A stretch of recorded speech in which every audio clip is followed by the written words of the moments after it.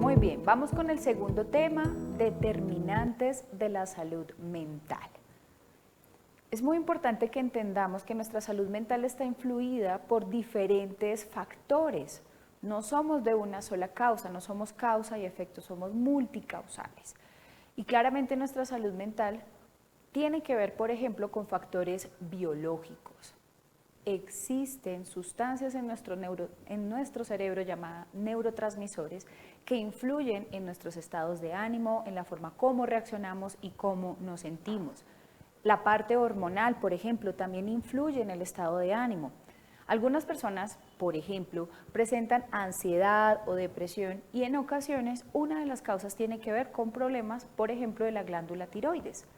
Si esto lo desconocemos, no atendemos este aspecto, no vamos al médico, al profesional de la salud mental, pues estaríamos obviando una causa importante y a veces entramos a decir, pero ¿por qué esta persona se siente así? ¿Por qué no mejora? ¿Por qué no pone de su parte? Cuando tiene que ver con una causa biológica.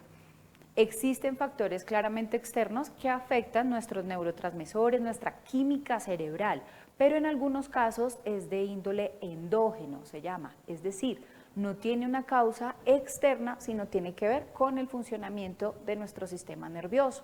De allí que, por ejemplo, hay un tipo de depresión que se llama endógena y estas personas evidentemente tienen síntomas, pero no tienen una causa externa, es decir, no hay alguna situación desencadenante, pareciera que todo marcha bien, pero sin embargo generan un gran malestar, se sienten infelices, tienen problemas para dormir, no se sienten satisfechas, con todos los otros síntomas que puede tener la depresión.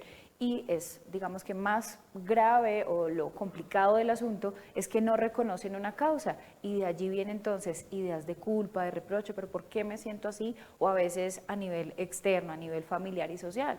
Si tienes una vida tan linda, tan maravillosa, ¿por qué no eres feliz? ¿Por qué no te sientes bien? Y tiene que ver es con una causa biológica o neuroquímica, una depresión endógena.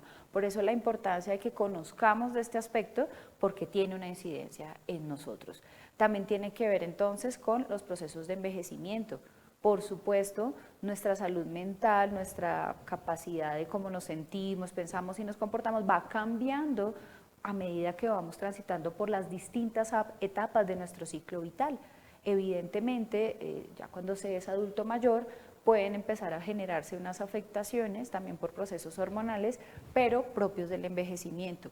Si estamos atentos a ello, podemos, por ejemplo, establecer si alguien empieza a tener deterioros en sus procesos cognitivos y precisamente poder atenderlos.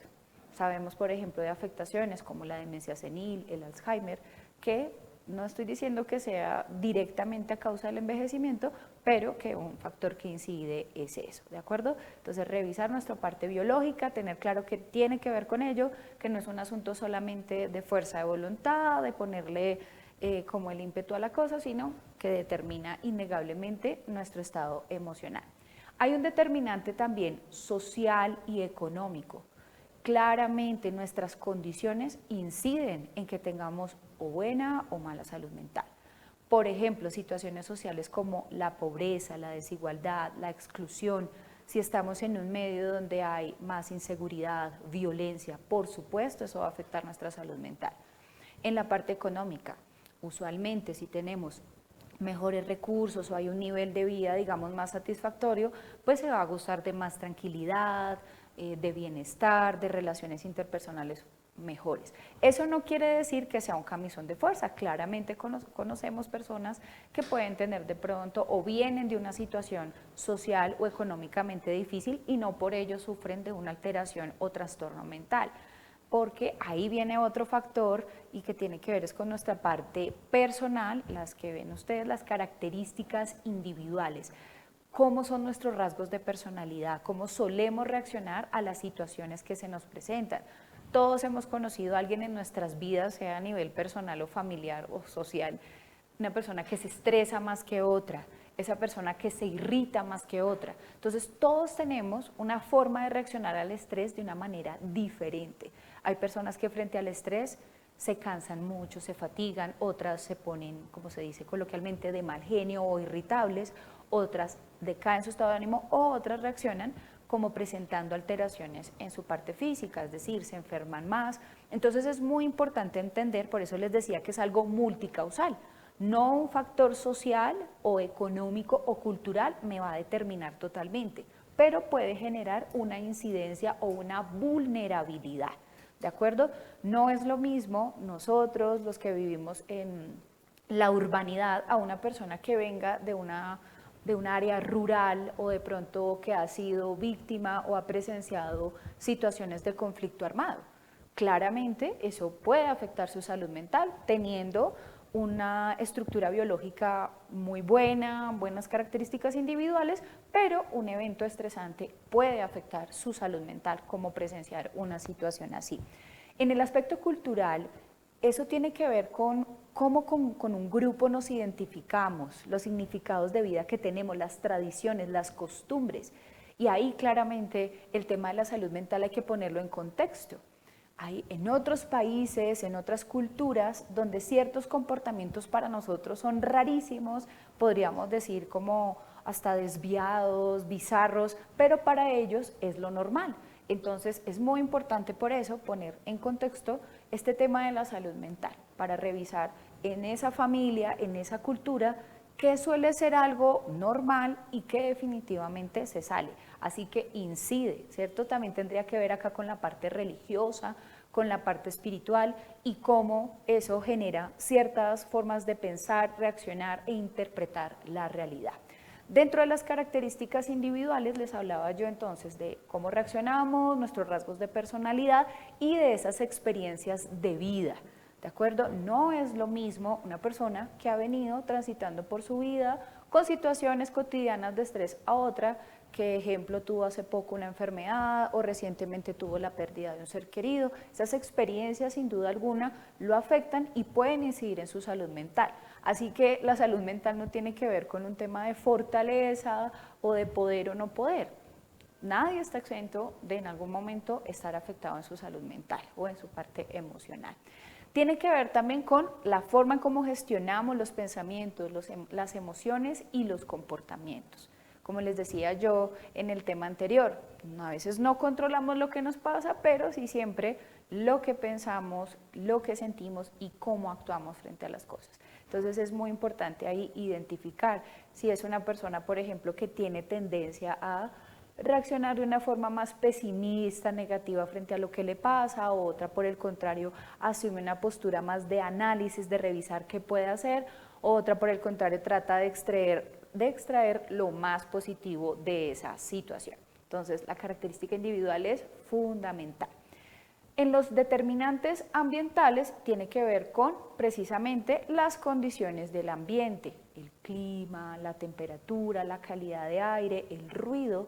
Evidentemente, si es un espacio donde hay más contaminación, las condiciones climáticas son más extremas, el ruido es mayor, pues eso va a propiciar o va a favorecer niveles de estrés mucho más altos y por supuesto va a afectar la forma como la persona puede sentirse o comportarse. Todo esto conjugado es lo que genera cómo se mueve, como lo decíamos ahorita, en ese espectro continuum de nuestra salud mental. No es una sola causa, ¿de acuerdo?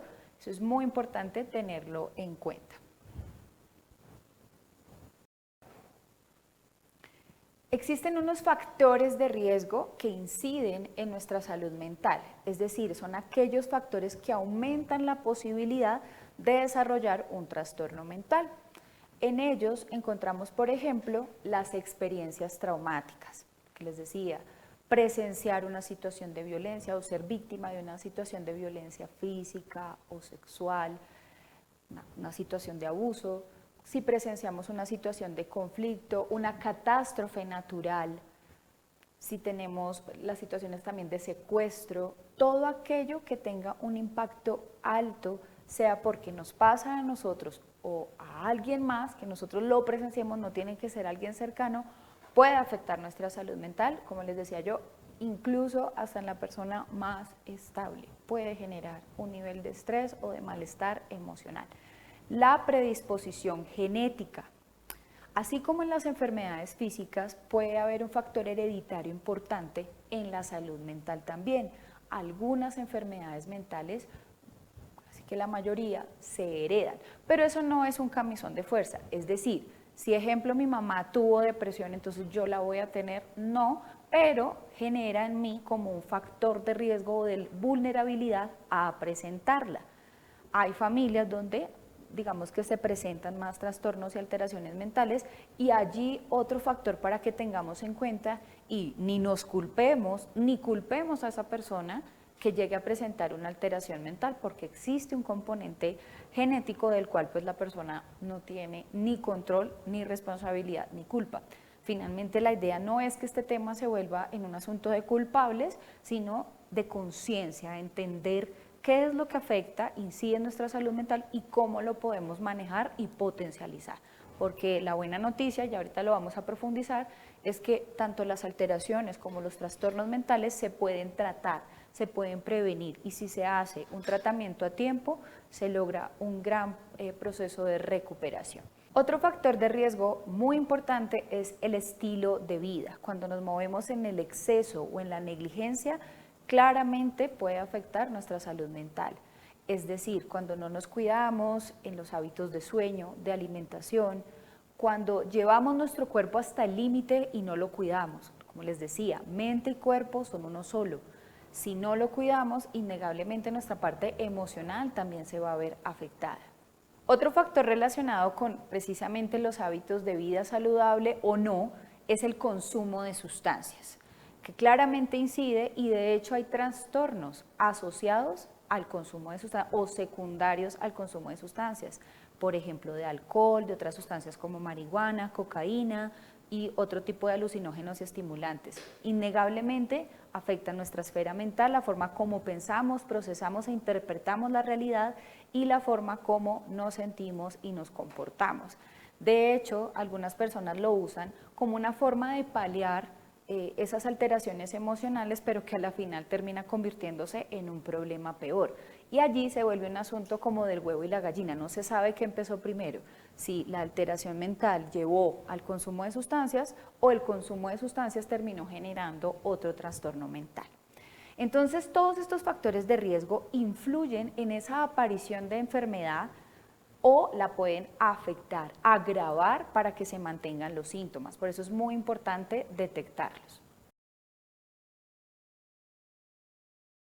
Por el contrario, tenemos factores protectores, es decir, aquellas características, situaciones que disminuyen la probabilidad de que desarrollemos un trastorno mental, favorecen procesos adaptativos y de manejo. Que decíamos, es innegable que existan dificultades, situaciones de estrés o problema en la vida, pero estos factores protectores nos ayudan a dar respuesta y a adaptarnos mejor a esas adversidades. Encontramos aquí, por ejemplo, las redes de apoyo. Se refieren a esas personas que están allí para nosotros en momentos difíciles. La familia, amigos, compañeros, si hacemos parte de alguna comunidad, los compañeros de trabajo, la pareja si la hay, en fin. Innegablemente, cuando podemos levantar la mano y decir necesito ayuda, necesito apoyo y tengamos una respuesta favorable, pues hace precisamente que podamos solventar cualquier situación y que incluso en personas ya con diagnósticos genera que esa red de apoyo le permita a la persona buscar ayuda, tener un tratamiento más adecuado y salir de esas situaciones de percance. Se ha encontrado en distintos estudios que el aislamiento favorece la enfermedad mental, por ejemplo, la ansiedad, la depresión. Cuando estamos acompañados y sobre todo si es una red de apoyo sólida, positiva, que no nos critica, que no nos reprocha, que ve lo mejor de nosotros, que nos quieren realmente, que quieren estar allí, definitivamente cuida y preserva nuestra salud mental. Las herramientas de gestión emocional y de habilidades sociales constituyen también otro factor protector y tiene que ver con cómo precisamente manejamos nuestras emociones, entendiendo que no son negativas, que sencillamente son y nos brindan una información y si las gestionamos, las manejamos de manera adecuada, les podemos sacar el máximo provecho posible. Las habilidades sociales que nos permiten precisamente el poder expresarnos, el poder interactuar y lograr acuerdos con las personas con las que nos rodeamos. Sin duda alguna, fomenta y ayuda a que tengamos ese bienestar emocional que tanto deseamos. Por último, las experiencias afectivas significativas a lo largo de la vida. Tiene que ver con esos momentos donde tuvimos experiencias de alegría, de felicidad, momentos positivos, sea en un ambiente, en un lugar o con personas precisamente que dejaron esa huella positiva en nosotros. Así como nuestra mente es muy reactiva a lo negativo, a lo positivo mucho más. Y muy seguramente, si estamos pasando por un momento difícil, esa memoria se vuelve como esa amalgama, eso que nos blinda y nos hace como coger fuerzas y precisamente solventar las situaciones difíciles.